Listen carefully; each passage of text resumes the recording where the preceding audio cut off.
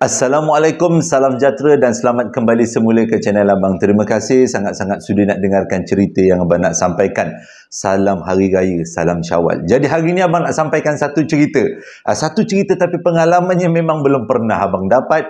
Agak unik ceritanya. Jadi sebelum kita mulakan cerita, marilah kita sama-sama berdoa kepada Allah Ta'ala. Semoga dipanjangkan umur, dimurahkan rezeki, diberikan kesihatan yang baik untuk kita semua, dipermudahkan segala urusan kita dunia dan di akhirat. Semoga Allah memberikan syurga buat mak ayah kita, memberikan keamanan untuk kita satu dunia, juga memberikan umur yang diberkati. Pada yang dengar cerita Abang, kalau ada dalam keadaan tak sihat, kita doakan semoga cepat sembuh seperti sedia kala. Amin. Dan semoga kita semua dijauhi daripada hasad, dengki dan juga sihir. Amin. Dan tanpa membuang masa lagi, Abang nak mulakan cerita. Abang mulakan dengan A'udzubillahi minasyaitonirrajim. Bismillahirrahmanirrahim. Allahumma salli ala sayyidina Muhammad wa ala ali sayyidina Muhammad. Semoga kita semua mendapat syafaat daripada Rasulullah ke akhirat nanti. Amin.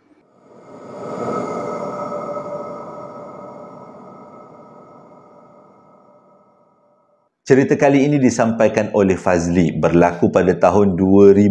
Macam mana dia mengalami satu peristiwa yang cukup menakutkan. Ceritanya macam ni, dia ada seorang nenek. Nenek dia tinggal dekat kampung dekat negeri Selangor. Dan dia pun duduk dekat negeri Selangor juga. Cumanya nenek dia ni tinggal seorang-seorang. Tapi pada akhir-akhir tu, nenek dia dah mula sakit-sakit, dah mula tak boleh jalan, sampai kan beberapa kali nenek dia pengsan. Bila bawa dekat hospital, hospital kata itu biasalah orang tua, sakit tua. Jadi disebabkan tu, si Fazli punya mak ni pun bawa lah tinggal sama-sama dengan Fazli. Mereka ni tinggal dekat kawasan bandar lah. Nenek dia dekat kawasan kampung dekat negeri Selangor. Cumanya Fazli kata bila nenek dia tinggal dengan dia ada banyak benda-benda pelik. Kadang-kadang rumah bau wangi, kadang-kadang ada macam orang melintas-lintas, tapi macam ada perempuan dalam melintas. Waktu nenek dia duduk dengan dia ni, nenek dia dah tak banyak cakap, lebih banyak termenung dan dia punya pandangan kosong. Pada waktu tu pula rumah mereka ni pada asalnya memang tak ada orang gaji, tapi disebabkan si nenek ni duduk dengan dia orang, mak dia ambil orang gaji. Pada waktu tu mak dia masih lagi bekerja. Yang Fazli ni pula masa tu masih lagi belajar dekat universiti. Jadi dia kata ayah dia dah lama meninggal lah. Mereka duduk dekat rumah teres 2 tingkat. Jadi bila pergi kerja, bila dia orang pergi belajar ni, Fazli pergi belajar, mak dia pergi kerja, nenek dia tinggal lah dengan orang gaji. Orang gaji dipanggil dengan nama Kak Linda. Kak Linda tu daripada Indonesia lah. Dia memang banyak membantu. Cumanya bila balik je, dia balik ataupun mak dia balik, dia selalu dapat cerita daripada Kak Linda. Nenek dia ni suka bercakap seorang-seorang. Nenek ni suka merapu-rapu. Kadang-kadang minta bunga kenanga. Kadang-kadang minta bertih jagung. Benda-benda yang tak sepatutnya. Sebenarnya pada awal-awalnya Fazli kata dia tak tahu. Rupanya nenek dia adalah seorang pengamal. Tapi bila banyak sangat Kak Linda ni, Kak Linda ke Kak Linda? Kak Linda. Kak Linda ni cerita, Kak Linda ke Kak Linda? Lebih kurang lah Kak Linda ni cerita yang nenek ni banyak berapu-rapu menyebabkan si Fazli ni tanyalah dengan mak dia. Mak cuba ceritakan nenek ni macam mana asal usulnya. Memang manusia cuma bunyinya macam dinosaur lah nenek dia. Maksudnya nenek ni kenapa jadi macam tu? Mak dia beritahu nenek ni masa muda-muda dulu dia ni buat perkhidmatan andaman. Jadi dia kata mak dia ni pun tak berapa nak tahu sangat sebab mak dia ni masuk sekolah asrama penuh. Lepas tu mak dia pergi luar negara belajar. Jadi dia kata yang dia tahu adalah dekat rumah nenek dia ni ada satu tiang yang dipanggil tiang seri. Yang mana nenek dia sangat sayang dengan tiang tu dan ada kalanya tiang tu diletakkan air mawar, dipercik-percikkan air mawar. Itu je mak dia tahu. Jadi bila ditanya dengan mak dia, dia tanya dengan nenek dia cakap tu buat seri rumah lah. Orang tu tua dulu kan, dia tak nak beritahu dia ada malam. Dia kata buat seri rumah. Biasalah dia kata mak ni kan orang yang mengandam-mengandam. Jadi bila orang datang biar rumahnya berseri. Bila berseri rumah, orang nak ambil lah mak sebagai tukang andam. Bayangkan tukang andam pada waktu tu boleh menyekolahkan anak sampai pergi luar negara. Apa pun kagum. Okey, sambung cerita. Jadi mak dia beritahu Kak Fazli, itulah cerita tentang nenek dia. Dia tak tahu banyak. Cuma nenek dia ada seorang pembantu lah. Ada seorang pembantu namanya Nek Timah, dia kata.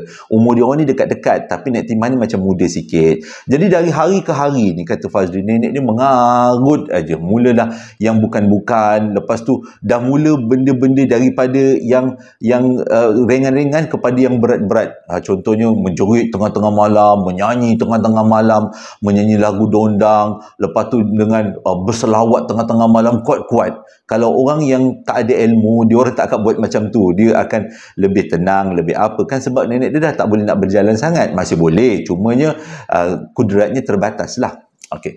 Jadi makin lama makin teruk, akhirnya Fazli kata dipanggil lah ustaz datang rumah. Ustaz tu kata nenek ni memang ada simpanan, bukan KWSP tapi simpanan daripada makhluk-makhluk macam tu lah. Jadi benda tu boleh diputuskan sebenarnya sebab nenek dia ni taklah terlalu berat sangat.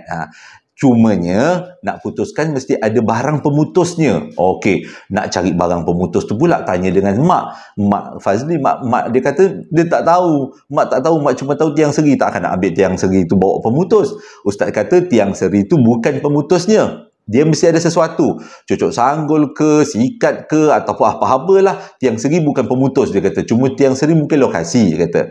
Lokasi benda tu diletakkan, kata ustaz. Okeylah. Jadi bila dia macam tu, bincanglah dengan mak dia. Ustaz ni baliklah. Bincang dengan mak dia. Mak macam mana mak nak buat ni? Kita kena carilah Nek Timah ni tadi. Sebab Nek Timah yang pembantu kepada nenek ni. Jadi mungkin Nek Timah ni ada rahsia-rahsia yang dia tersimpan lah. Yang dia tahulah rahsia-rahsia tentang nenek. Jadi dia pun carilah, kontak-kontak lah nombor. Nek Timah rupanya dah tak ada dekat kampung tu. Dia dah duduk dengan anak dia. Anak dia pula duduk Seremban. Satu kampung dengan abang. Jadi, tak nak kena carilah juga Nek Timah. Pada waktu tu dia yang kena pergi cari. Sebabnya kata Fazli, mak dia kerja.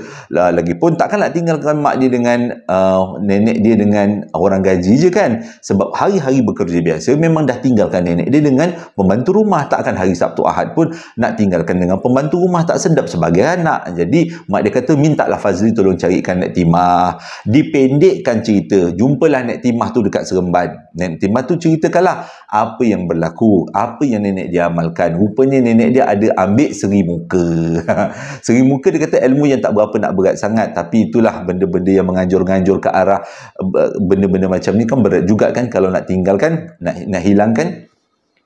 Jadi nak tak nak, okeylah. Dia kata dah tahulah ceritanya. Nek Timah beritahu dekat atas tiang seri rumah tu, kena panjat sikit lah dia kata. Ada satu kotak. Kotak tu kecil. Dalam tu adalah barang-barang sikit. Jadi Nek Timah kata ambil barang-barang tu, pergi jumpa dengan ustaz. Suruh ustaz buat proses pemutusan. Mutuskan ilmu.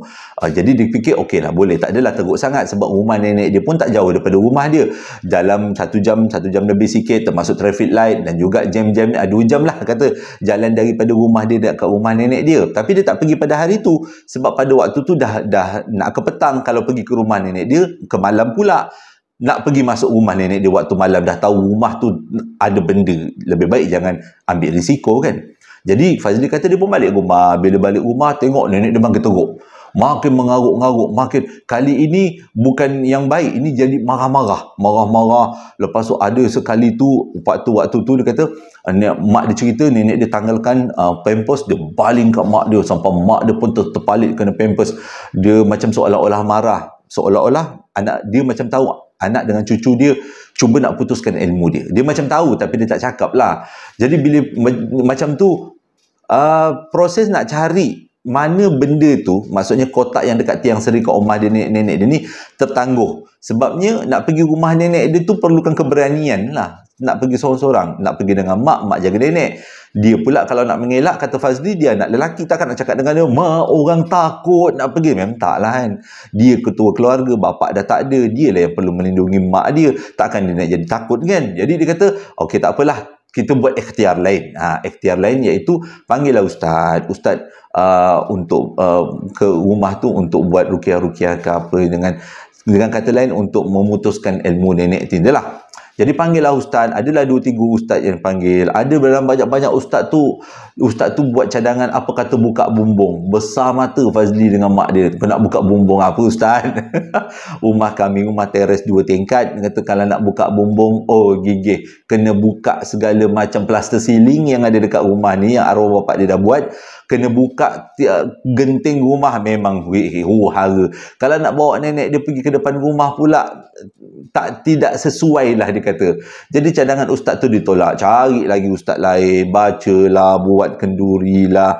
Lupa abang nak beritahu, pada masa yang sama dia ni tak ada saudara belah mak tau. Dia banyak saudara belah ayah. Mak dia anak tunggal. Jadi nenek tu ada anak tunggal. atuk dia pun dia tak tahu siapa, dan mak dia pun sendiri tak tahu siapa bapak dia. Dia tahu binti tu aja, tak tahu saudara mara belah mana. Cuma dia tahu mak dia adalah seorang mak andam yang famous, yang cantik, dia kata. Jadi banyaklah saudara mara belah ayah, arwah ayah dia datang baca Yasin, buat kenduri, elok. Lepas tu jadi balik, nenek dia mengaruk-ngaruk balik, dah makin teruk. Jadi dalam kelamaan nenek ni makin kurus. Jadi keadaan nenek ni menyebabkan yang si Fazli kata benda ni tak boleh dah ditangguhkan lagi lah. Nak tak nak kita kena cari jugalah apa ikhtiarnya supaya nenek dia ni berjaya untuk diubati. Jadi fikir-fikir, bolehlah kot kita pergilah cari ambil barang tu dekat rumah tu. Jadi dia cakap dengan mak dia, hujung minggu nanti temanlah mak, teman untuk pergi cari barang tu dekat rumah nenek. Dia kata sebab dia ni biasa je datang rumah nenek je, tapi disebabkan dah tahu tentang cerita-cerita ni kan, jadi takutlah juga. Lepas tu mak dia kata nanti dulu, dia kata sebelum pergi rumah nenek ni ada lagi seorang ustaz nak datang ni. Jadi ustaz ni memang power gila, dia katanya boleh berinteraksi dengan alam sebelah ni. Jadi dia nak minta ustaz tu datang dulu, nak minta ustaz tu berbincang dengan pendamping nenek supaya pergi daripada nenek, supaya nenek ni cepat meninggal dunia. Bukanlah untuk meninggal, maksudnya cepat untuk diputuskan ilmu dia. Jadi dia kata okey, tak apalah, tunggulah ustaz tu. Tunggu ustaz tu pun datang pada hari yang berikutnya.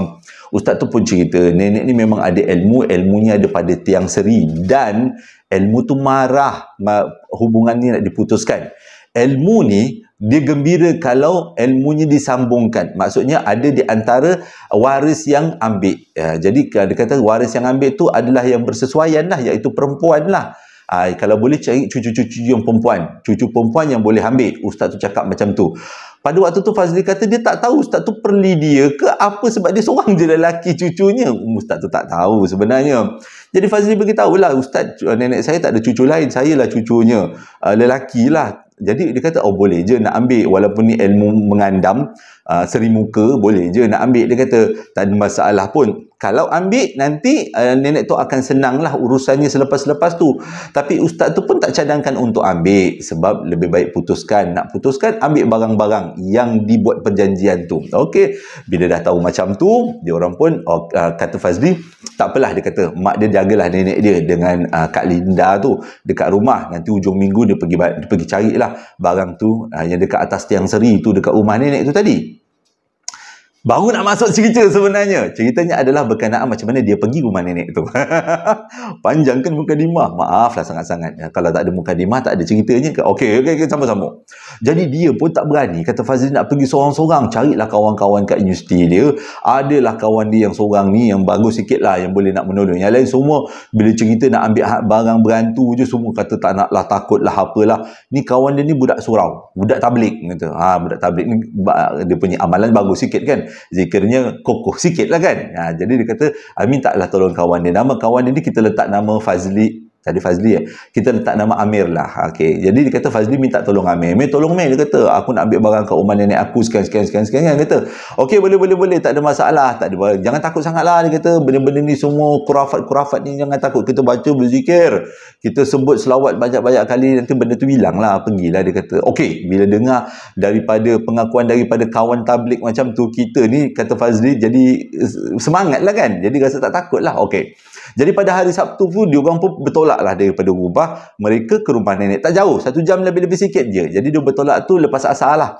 Lepas asar, sebab syaratnya nak kena ambil lepas asar. Dia tak boleh lepas zuhur, dia tak boleh lepas subuh. Lepas asar. Tapi tak takut sangat sebab jarak rumah jauh. Tak adalah malam sangat sampai nanti kan. Jadi kalau bertolak daripada rumah pukul 5, pukul 6 dah sampai rumah nenek, keadaan masih lagi terang. Jadi bila masuk rumah nenek, ambil barang tu, cabut. Itu je. Dia punya modus operandi itu je. Jadi dia pun bertolak daripada rumah pukul 5 petang. Nak jadi cerita, takdir Allah Ta'ala, ada berlaku sesuatu di tengah jalan, iaitu kereta mereka rosak, ditambah pula dengan orang buat jalan waktu malam. Jadi dengan kata lain, perjalanan yang memakan masa hanya 1 jam melangkau sampai 3-4 jam. Dan yang paling best sekali, bila sampai depan rumah nenek pukul 10 malam. Pada waktu tu Fazli kata macam, patah balik. Kita kena patah balik. Kita tak boleh masuk dekat dalam rumah nenek waktu malam, aku tak berani. Tapi kata Amir, Jangan takut, kata. Benda tu tak boleh cederakan kita. Pukul kita tak boleh. Yang paling tinggi pun kita terkejut je lah. Kalau ada sakit jantung, kena serangan jantung je lah. Itu je lah dia kata. Jangan takut. Kita dah sampai depan-depan kat sini. Dah penat-penat. Lepas tu kita nak patah balik. Hara. Jadi nak tak nak kita redah. Oh, jadi bila dengar pengakuan daripada kawan yang memang tablik ni tadi, yang manja zikir ni memang bagus, rasa macam semangat tu lain macam lah, kata Amir. Kata Fazli. Masuklah dalam rumah nenek. Gelap, dia kata. Rumah nenek dia ni, rumah Mak Andam, dia kata, dengan rumah dia besar. Ada empat bahagian rumah. Rumah atas, rumah tengah, rumah belakang. Maksudnya ada dapur. Bilik nenek dia dekat belakang sekali. Bila buka je pintu, nyalakan lampu, benda pertama yang dia nampak adalah tiang seri. Pada waktu tu meramang bulu roma. Dia kata, "Ui, tak tahulah selama ni," dia kata, bila tengok tiang seri tu tak adalah takut sangat. Tapi pada malam tu, bila tengok tiang seri, seramnya lain macam. Benda tu ada dekat tiang seri. Okey, benda kedua yang nak kena cari adalah tangga. Carilah diorang ni. Tapi carinya dekat bawah rumah, kat tepi rumah. Tak berani nak ke tiang seri tu dulu. Carilah mereka berdua, tak ada pula tangga. Fikir-fikir nenek ni macam mana memanjat agaknya kalau nak betul-betulkan lampu. Mungkin dia nyuruh orang sebelah ataupun dia suruh dia punya belaan tu, "Kau betulkan lampu aku rosak," dia kata agaknya lah kan. Cari-cari tangga tak jumpa. Ambillah kursi makan. Kursi makan tu ada, disusunlah kursi makan tu. Susun. Sebab dia punya tiang seri tu tinggi, dia kata. Jadi lepas susun, memang ke atas tu nampak macam ada kotak tau. Memang terang, rumah tu tak adalah gelap sangat. Dia kata lampu Kalimantan. Jadi panjat sampai ke atas, tengok tak ada. Tak ada bekas tu, tak ada. Masa awal-awal datang macam ada. Tapi bila dah panjat, dah tengok dekat atas, tak ada.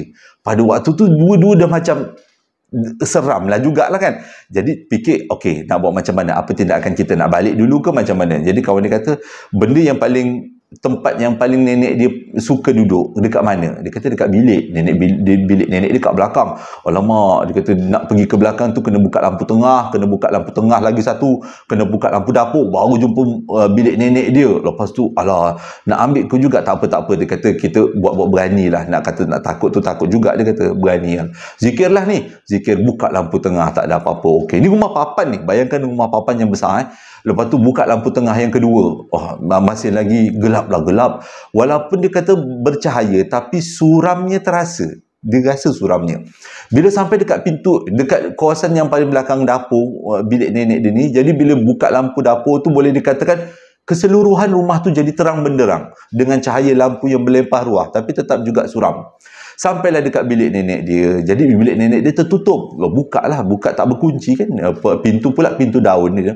Buka pintu pintu bilik nenek dia, menyerebak bau wangi macam bau bunga. Macam ada bunga rampai, dia kata, yang diletakkan dekat dalam bilik. Tapi waktu tu dia husnuzon lagi lah. Mungkinlah dia kata nenek dia letak bunga rampai dekat dalam bilik ni. Okey, tak apa, buka lampu. Bila buka lampu, bilik nenek dia memang cantik. Bukan cantik, kemas, bersih, lawa, wangi. Ada pula satu bakul yang diletakkan bunga. Ada pula bunga rampai. Tapi dia kata, yang peliknya, bunga rampai tu dah cukup kering. Dah macam lama. Sebab dah lama tak masuk rumah tu. 6-7 bulan jugalah. Dia kata tak masuk rumah tu. Tapi bau wangi tu semerbak kuat betul. Okey, jadi kawan dia kata, dia dah takut dah. Kata Fazli, dia dah takut. Tengok kawan dia, Amir masih lagi berani. Okey, dia tanya, kita nak cari dekat mana? First, kita cari dekat bawah katil dulu. Sebabnya, selalunya benda-benda ni dia letak bawah katil. Kotak kan besar kan? Jadi cari bawah katil tak jumpa. Jadi dia kata mungkin ada dekat dalam almari. Cari dalam almari pun tak jumpa. Jadi adalah dekat dalam bilik nenek dia ni ada 2 almari dan ada 2 tong untuk menyimpan barang-barang Mak Andam tu tadi. Adalah barang-barang dia macam cocok sanggul, dia simpan dalam tempat yang khas. Lepas tu dia punya ada kain benda-benda lah tu lah. Abang tak tahu. Dia ada sebut, cuma abang tak endih nak sebut sebab lupa. Adalah cucuk sanggul, cucuk pipi, cucuk segala macam cucuk lah. Adalah disimpan dalam tong-tong besi. Waktu dia nak buka tong besi ni, tiba-tiba mereka dengar ada orang berjalan daripada ruang tamu utama, berjalan menghala ke bilik nenek dia ni. Pada waktu tu diorang berdua dah terdiam. Diam tak tahu nak buat apa. Dan terkebil-kebil daripada waktu tu. Dengar bunyi tapak kaki, kerak-kerak. Sebab rumah ni rumah papan, dia kata. Jadi kalau orang berjalan daripada ruang depan, memang boleh dengar. Yang bagusnya, ruang depan rumah nenek dia ni memang letaknya memang agak jauh daripada dapur. Jadi, menyebabkan ruang tu luas kan. Lambatlah benda tu datang. Pada waktu tu mereka berdua tergamam, terbatu, tak tahu nak buat apa, dan hanya mendengar bunyi tapak kaki tu berjalan daripada ruang tamu utama pergi naik terus ke ruang tamu ataupun bahagian rumah yang kedua, lepas tu terus ke rumah yang ketiga, dan mereka hanya pasang telinga, tak buat apa-apa, dengar diam aja. Sama ada yang datang tu adalah makhluk ataupun manusia, tapi bukan manusia lah, sebabnya pintu tu memang dah tertutup, pintu depan dah tertutup, mustahil ada orang yang senang nak masuk. Ada juga terfikir jangan-jangan Nek Timah kot yang masuk. Tapi Nek Timah kan dekat rumah anak dia kat Seremban kan. Waktu tu dia orang ni berdua dah diam, dengar je tapak kaki tu berjalan. Bila tapak kaki tu berhenti dekat ruang yang ketiga, dapur ruang yang keempat, bilik nenek dia terletak dekat ruang yang keempat. Bila tapak kaki tu berhenti kat ruang yang ketiga, tiba-tiba tapak kaki tu hilang. Pada waktu tu orang lega juga. Waktu tu Fazli tengok muka Amir. Amir punya mulut bukumat kamit memang tengah membaca lah kan. Agaknya berkat daripada bacaan Amir tu yang menyebabkan tapak kaki tu hilang secara tiba-tiba. Jadi pada waktu tu Fazli tak terfikir dia nak selawat apa, dia tak ada. Cuma dia takut dan dia terfikir, dia cuma menunggu apa sebenarnya yang datang. Dan bunyi tapak kaki tu memang betul-betul nak menghala ke bilik tempat nenek dia orang ni, tempat dia orang duduk dekat dalam bilik nenek ni tadi. Jadi lepas tapak kaki tu hilang, Amir cakap, jom kita cari semula barang tu. Benda tu dah tak ada. Mungkinlah disebabkan rukiah yang si Amir ni baca. Jadi dia orang pun cari ni semua. Cari. Tiba-tiba, part ni yang best. Tiba-tiba, lampu rumah tu terpadam dan dia orang ni tergamam, tak tahu nak buat apa. Dalam gelap tu dengar suara, kamu cari apa? Waktu tu Amir kata, dia dengan Fazli, waktu tu Fazli kata, dia dengan Amir cukup ketakutan, terkejut, terus berlari keluar daripada rumah, tinggalkan rumah tu, hanya sempat kunci pintu rumah tu dan berterabur pergi kat kereta, terus balik malam tu juga. Benda yang mereka cari tak jumpa. Pada waktu tu, bila mereka meninggalkan rumah tu, nampak macam ada seorang perempuan dekat dalam rumah tu. Perasannya dia kata, dalam keadaan gelap tu mereka berlari kan. Masih ada lagi cahaya lampu daripada luar rumah. Berlarilah mereka keluar daripada rumah tu dalam keadaan ketakutan dan akhirnya sampai kat rumah. Waktu bila sampai kat rumah, mereka ceritakan apa yang berlaku pada mak dia. Pada waktu tu, waktu dia ceritakan pada mak dia, nenek dia terkekek-kekek dalam bilik. Dia kata apa? Kau ni nama je cucu aku, tapi penakut, dia kata. Itu pun orang tegur pun kau dah takut, dia kata. Nenek dia marah-marah dekat dalam bilik. Jadi mak dia tahulah, oh, nenek dia seolah-olah tahu apa sebenarnya yang terjadi. Cumanya dia kata Fazli, waktu suara yang didengar tu bukan suara orang, bukan suara orang lain, suara nenek dia. Nenek dia cakap, kau cari apa? Tu je. Waktu tu dia kata dia tak ingat apa, dia terus balik rumah. Dan dia kata, okey, ceritanya tak tamat kat situ. Selepas beberapa hari dia pergi cari ustaz. Lepas dia pergi cari ustaz, dia cakap dengan ustaz tu apa yang berlaku. Lepas tu ustaz tu kata, ustaz tu pun nak tolong carikan barang-barang tu semua.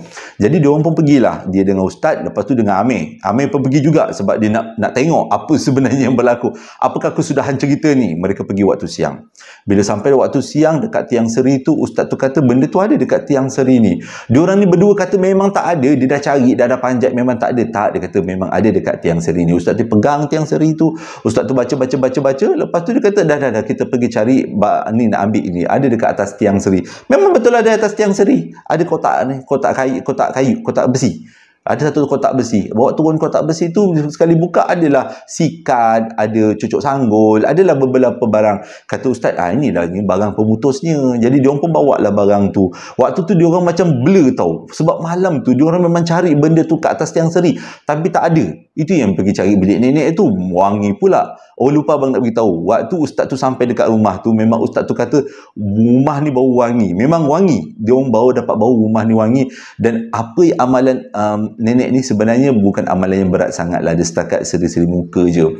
Jadi ustaz tu bawa lah benda tu ke rumah dia orang dan diputuskan lah benda tu, dan diputuskan, dan tu dimandikan nenek tu, diuruskan nenek tu. Tak lama-lama tu nenek pun meninggal dunia dalam keadaan yang baik lah. Dia kata dah diputuskan ilmu dia. Jadi ustaz kata benda ni sebenarnya orang dulu-dulu kadang-kadang tak tahu. Dia ingat ilmu ni setakat bersahabat aja untuk kebaikan, sebab kebanyakan daripada mentera kan dimulakan dengan nama Allah dan nama Rasulullah. Dia gunakan benda-benda macam tu yang menyebabkan kebanyakan daripada orang lama terkeliru. Ingatkan itu adalah sebahagian daripada ilmu-ilmu yang diturunkan oleh Rasulullah. Itulah dia kata pengalaman dia datang ke rumah nenek dia. Pendek tapi best.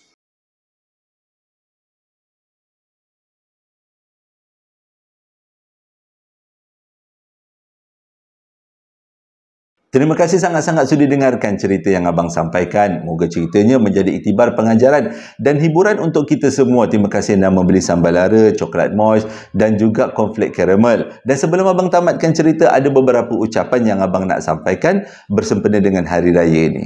Ucapan yang pertama datangnya daripada Puan Syarifah Zainah. Ucapannya berbunyi, Assalamualaikum Abang Jo. Akan nak ucapkan selamat hari lahir pada anak anda, Wan Rashidah binti Ahmad Nawawi, yang tarikhnya pada 2 April yang lalu. Dengan ucapan semoga sihat selalu, dipanjangkan umur, diberkati Allah dan cepat bertemu jodoh. Amin ya rabbal alamin. Selamat menyambut ulang tahun hari lahir buat Wan Rashidah. Ucapan yang seterusnya datangnya daripada Puan Noritab. Ucapannya berbunyi, Assalamualaikum dan selamat petang Jo. Selamat Hari Raya Aidilfitri. Maaf zahir batin buat Jo dan semua ahli keluarga besar JSPL. Akak esok baru dapat balik rumah suami dekat JB. Doakan perjalanan kami.